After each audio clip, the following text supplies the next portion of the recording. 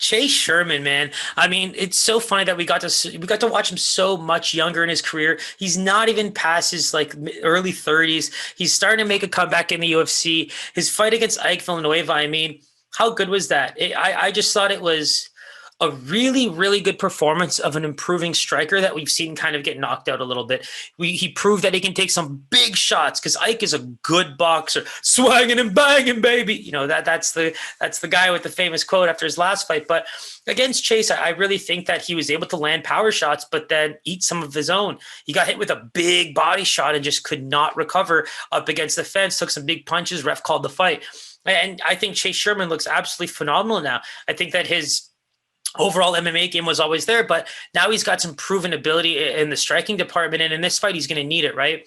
I think that when you're looking at Arlovski and what he's done, Tom Aspinall is probably a top prospect pound for pound in the UFC. So for him to take that fight as the gatekeeper, I think getting as far as he did against a guy like Tom is a big deal.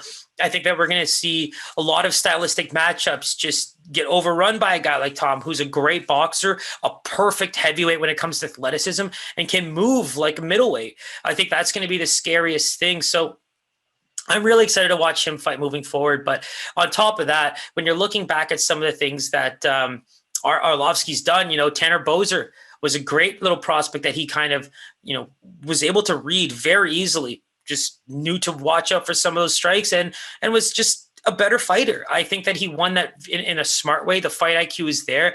So that's what now, when you look at a guy like Chase Sherman, you look at Arlovski, we're starting to see more ring IQ, more experience, and I'll go head to head. I think this fight, there's a reason why you're seeing these odds so close. For Arlovski to open as a minus 170 favorite in a fight that he basically took on short notice, and now he's looking at minus 125, and Chase Sherman's actually pulling in closer as a pick 'em with a plus 100, minus 110 in some places. This is a tough fight for either guy. I think that Arlovski's chin can be tested, and at the same time, so can Sherman's. But Sherman was tested pretty heavily against a guy like Ike Villanueva, and he came out looking great chin-wise.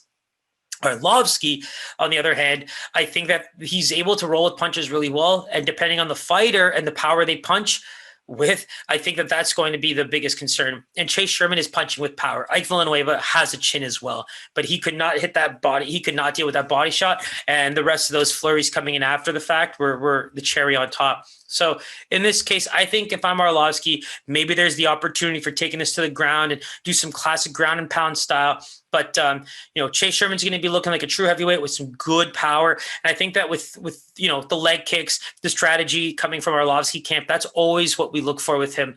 I think that he's a little bit better than some of the highlight tapes suggest. Like, he's not going in there and swanging and banging himself. I think that he's always been a bit more of a technical fighter and gets caught up in some of those moments. But again, after a tough fight like our Tom Aspinall, I think this is going to be a phenomenal fight for him to try and get some of that, wind back under his sails, if you will. And even if he doesn't win, I think this is a beautiful fight opportunity for either guy. Just some of these old classical heavyweights to kind of keep a relevancy in the UFC and even just show how fun that these two guys can really swing. That's going to be my most favorite part, I think. And, if these guys don't win fight bonuses, somebody on that undercard will. But this is a really, really high possibility if one of them don't get finished. So, setting us up for two great fights in the co-main and main events. You got Arlovski and Sherman. You couldn't have asked for anything better.